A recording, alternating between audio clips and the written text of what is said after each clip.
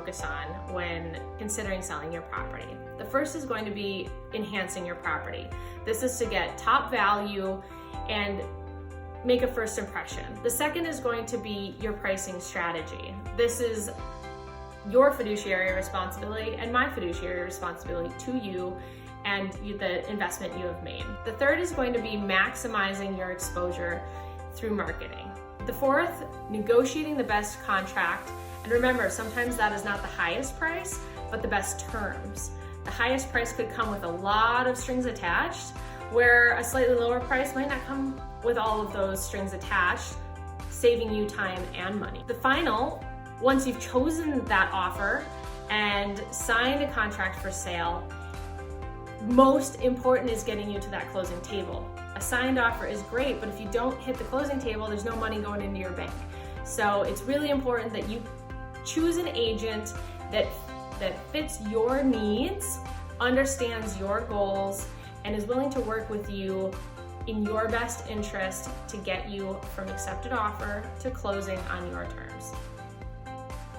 One of the first steps in listing your home is enhancing your property. This is done in a couple different ways, but most importantly, it is thinking about how a buyer feels when they walk through the door for the first time. You really want them to be able to envision themselves in the house. So it's a two-part. It's showing off your house, but also removing the personal side to it and the emotional side.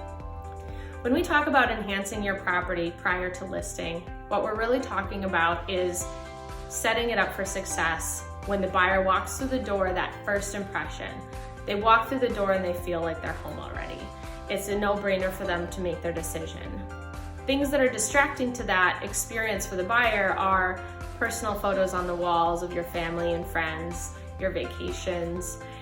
Maybe it's the dishes from last night in the sink. Maybe it's all of the product in the bathroom that you use on the daily. These are all things that are important to remove and just simply box up and put in a closet or put in the cabinet or drawer.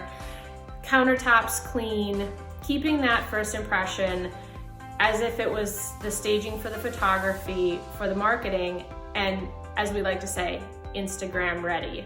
So you could walk in at any minute, the house is clean, decluttered, and ready for somebody to envision themselves there. Pricing strategy is extremely important in any market for the successful sale of your property. This strategy is not a one-size-fits-all. There are many strategies out there. Finding the strategy that works best for you and your particular scenario is really important.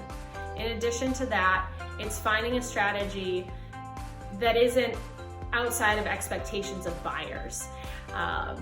You're marketing to a buyer. You're trying to attract buyers to buy your home. So you really need to put yourself in that position of a buyer and say, what would I pay for this? If I walked in here not knowing what I know about the house, I know nothing about it, what would I be willing to pay for it? What would be the first eyesore that I would want to fix? What are those mental hurdles going to be for a buyer when working through the pricing strategy? If you're a buyer, are you going to pay more for a house just because the seller wants more or feels that there's more value if the data of the recently sold properties doesn't support that? Probably not. The banks also have appraisers come out to appraise the home. So when pricing too high, you're often shooting yourself in your own foot when the appraiser comes through the door and says, you know what, the value's not there. Well, now you have to negotiate again. So let's start out with some realistic expectations and use the market data to direct the strategy. From there, we work on a strategy that's right for you. After you've decluttered your home, you've worked through the pricing strategy, maximum exposure comes next.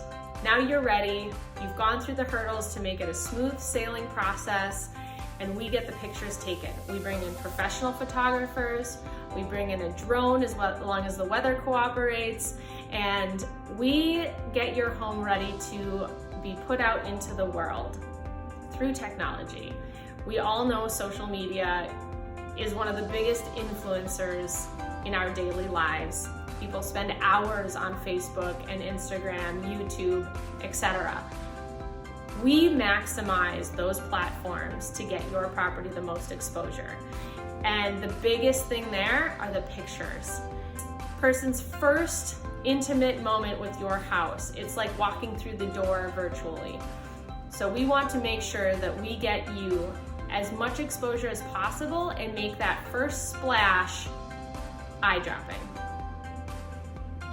Okay, you've been through enhancing your property, marketing strategy, exposure through marketing. Here's the big one, negotiating the contract. You now have an offer on the table. Very exciting. We're not done yet. Getting you from accepted offer to closing. So in that negotiation up front, before you sign the last document of acceptance, it's really important to have an agent that is going to negotiate the best terms for you.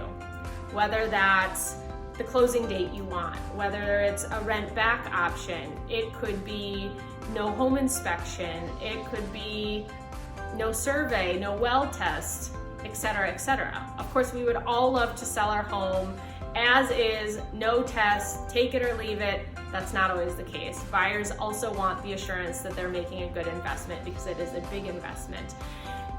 So it's important to have a strong negotiator on your side and be realistic about the different options in a contract and be educated on those.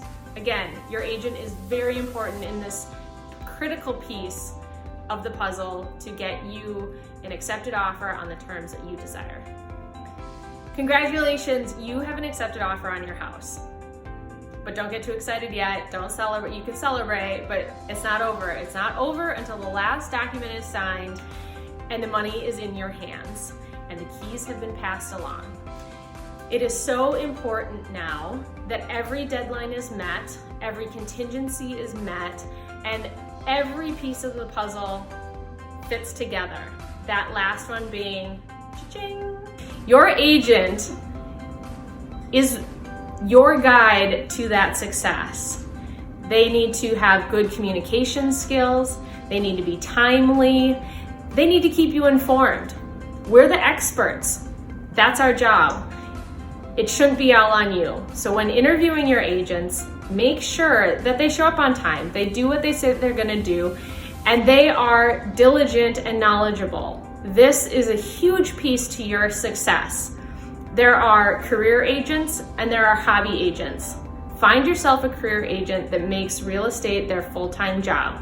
Not that, oh, I'm gonna sell a house on the side every once in a while because it's fun. They're not in the know, and they are not in it every single day, staying up to date with market information.